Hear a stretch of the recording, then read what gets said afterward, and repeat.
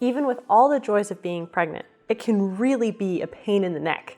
Literally. As if the anxiety and stress weren't enough to juggle already, there's also this added bonus of muscle pains. Welcome to the Decanta channel, where we discuss all things educational and we never duck away from difficult topics, including muscle pains during pregnancy.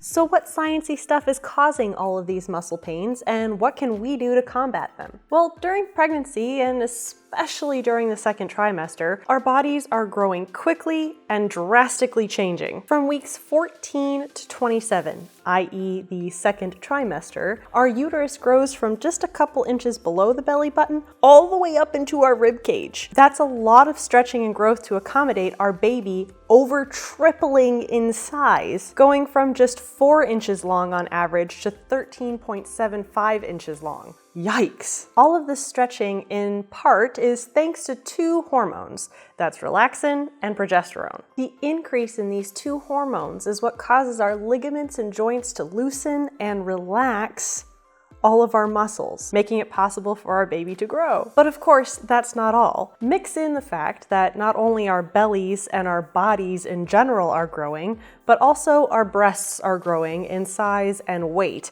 which is just adding more weight to our front end of our body, causing even more strain on our neck, shoulders, and back muscles. Then add to the mix the fact that our bellies are shifting our center of gravity because they're coming forward so far with all of that growth. And of course, when our center of gravity is shifted, we will subconsciously adjust by leaning backwards, putting even more strain on our back muscles. And then finally, sprinkle all of that with the stress and anxiety and not sleeping well from all the discomforts you're feeling, and you've got a grand cupcake of not being able to turn your head from side to side because your muscles are so locked up. Funny enough, when thinking back to my first pregnancy, around week 15 and 16 is when all of the muscle pains really started kicking in for me there. And funny enough, this second pregnancy, again, around week 15, 16, is when all of those muscle pains have started up again. So something about this week 15 in particular,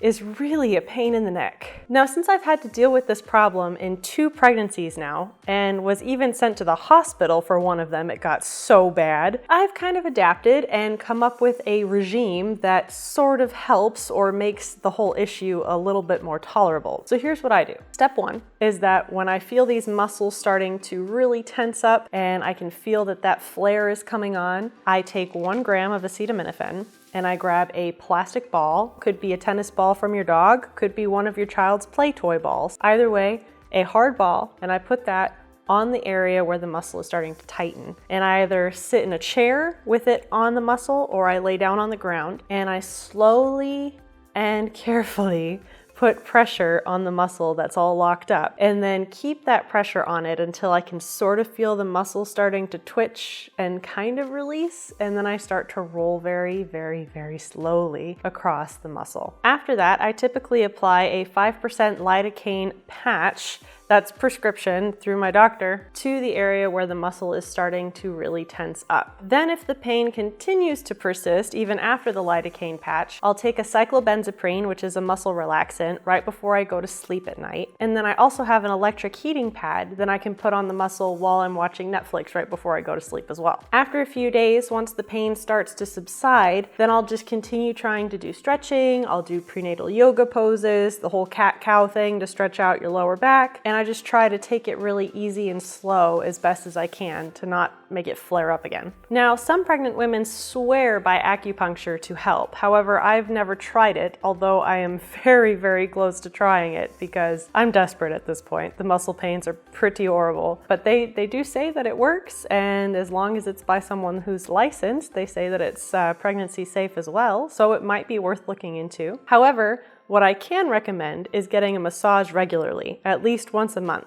I know that the massages really, really help me, at least in trying to keep the muscles relaxed and stretchy and able to let my baby grow and take over my body, essentially. So what's our little one up to in there that's causing us so much pain this week? Well, by the end of week 15, our little one is 4.75 inches, or roughly 12 centimeters in length. So roughly the size of a lemon, as you can see in the model here. Their skin is still very thin and mostly see-through, so much so that you can even see the blood vessels beneath the skin. Their ears look more recognizable as actual human ears now, and their eyes have shifted forward towards the middle of their head, or towards their nose, to look more symmetrical. Of course, this gives your baby a more baby-like appearance and a less alien-like appearance as was before. What's really cool is that if you were to x-ray your little one at this point, you would be able to see their tiny little skeleton in the x-ray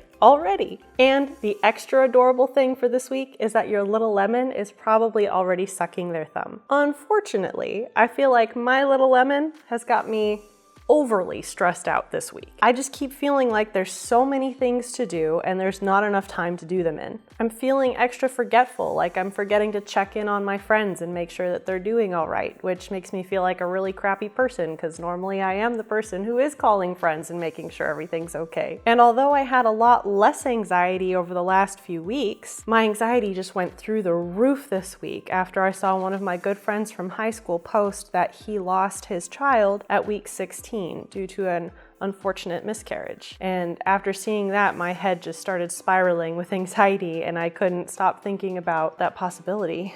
And of course, all of that added anxiety didn't help with the muscle pains that I was already struggling with this week. I mean, so bad to the point that I couldn't even massage the muscles out. Like, it was just constant, relentless pain for days straight, and it would wake me up from deep sleep if I could even get to sleep. Even with all of these pregnancy pains, try to remember that it'll all be worth it one day when your little one is all grown and you can look them dead in the eyes and tell them, "Do you know what I sacrificed for you when I was pregnant with you?"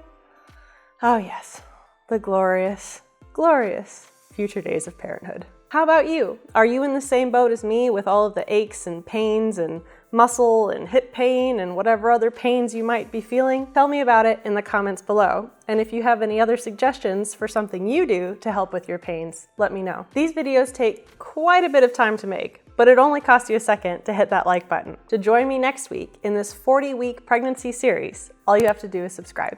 Thanks for watching, and see you next week.